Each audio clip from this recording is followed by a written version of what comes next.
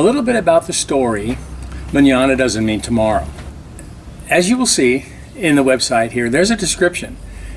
It took me 8 years to write Mañana Doesn't Mean Tomorrow.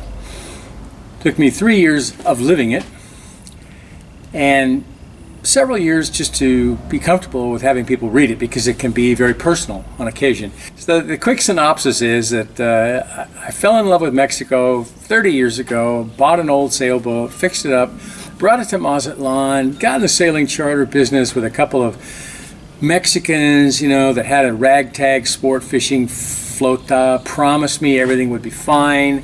I brought the boat down, I got some flyers, I started taking people sailing, and it was all illegal. Unbeknownst to me, it was 100% illegal. They were just shucking and jiving me.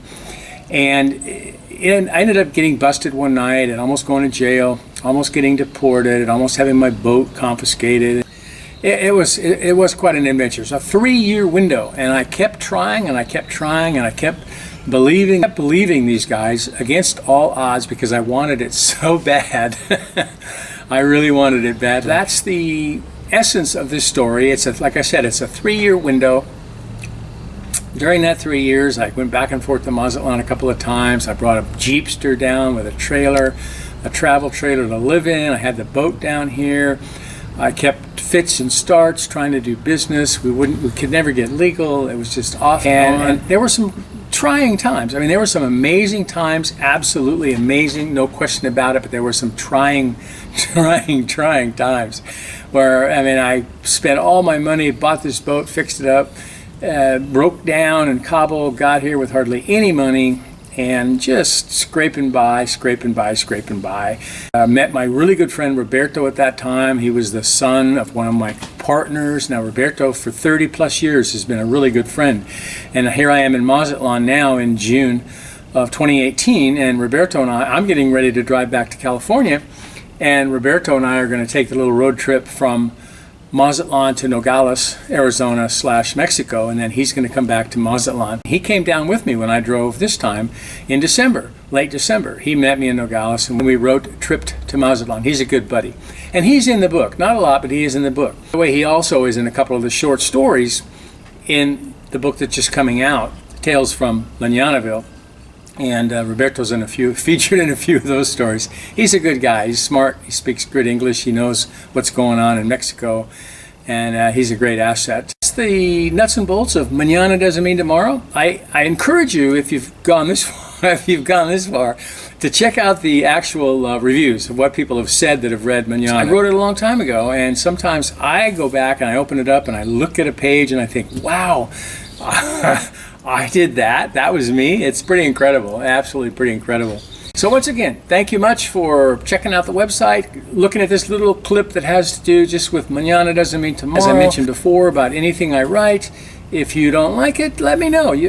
My email address is everywhere. You send me an email, I'll send you your money back. You send me the book back without any margarita stains on it, and whatever you do, and I'll be happy to refund your money, no questions asked, as long as the book's not all messed up.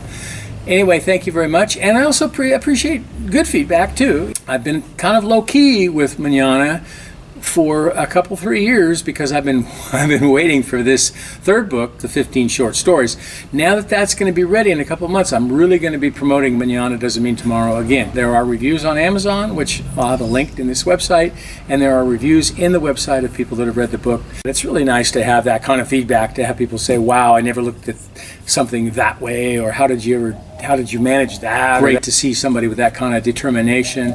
Or sometimes they say, that's great to see somebody with that kind of stupidity, because we're all in this together. We're all in this whole planetary thing together, and it's nice that we can be vulnerable. And I am vulnerable in this book, and you'll see that. And that's the only way it can be done. I had to treat myself as fairly and unbiasedly as I feel like I treated everybody else in the story. It's a true story. A couple of people that are in the story have read it and are not happy with how they've been depicted, but those people were peripherally involved in the story, and I stand by everything I wrote, absolutely. So if you're in the story and you read it and you don't like it, give me a call or send me an email and we'll talk about it. But I think I treated everyone fairly, even me. There's not a doubt that I admit to any of my foibles and, as my friend Ray says, my picadillos that have to do with living life and adventuring in Mazatlán. Again, thanks a lot. Thanks for checking out my website. Thanks for going through this whole introductory video. It's good to meet you wherever you are. Maybe I'll see you on the road. I hope to spend some time in some marinas this summer in California. Hasta luego. Safe travels. Fair winds.